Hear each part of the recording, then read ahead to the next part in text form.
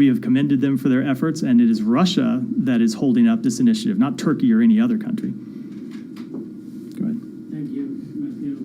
Very quick question two questions on Bangladesh. After returning back Under Secretary Zaya, Bangladesh regime is back to under attack, the opposition parties, rallies, and yesterday there was a by-election, though main opposition boycotted because of that the even independent candidate under attack came under attack. He's in hospital now, so and less than 10% vote casted. And so how could you believe that Prime Minister Hasina will ensure free, fair election, as 2014 and 2018 election was not free, fair, and still the by-election is not free and fair, and candidates under attack. So what is your position on that? Are you following this? I would say that this type of political violence has no place in democratic elections. We encourage the government of Bangladesh to investigate any reports of violence thoroughly, transparently, and impartially, and to hold the perpetrators of violence to account.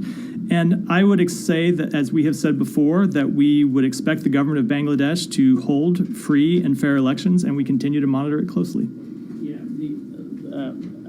Just Wednesday night in New York, one of the opposition activists protest in front of the visiting Awami League party MP, and just after a few hours, his family got under attack back home in Bangladesh. His mother and the family members, and the government ruling party voted in live Facebook that they are attacking who is raising boys outside the country. They are attacking their home. So it was under live. So if someone is talking from US or protesting or arguing with the government party, and they are not safe in their home country. So what is your views on that? I would just say again that type of violence that you mentioned has no place in democratic elections. Let me go. A couple of questions.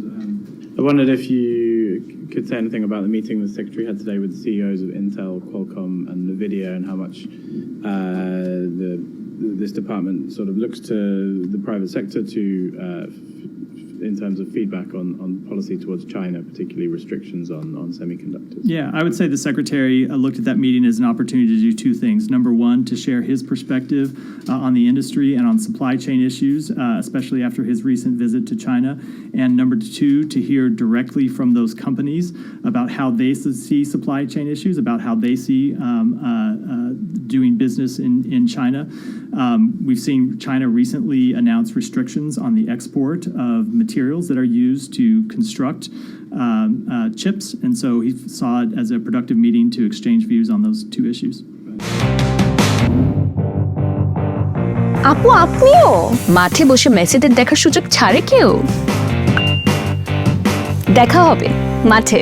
পেমেন্টের উন্মাদনা এখন বিকাশে। সর্বোচ্চ পেমেন্টে পেয়ে যান ভ্রমণ খরচ সহ আর্জেন্টিনার ম্যাচ টিকিট, সাথে ক্যাশব্যাক আর ডিসকাউন্ট কুপন।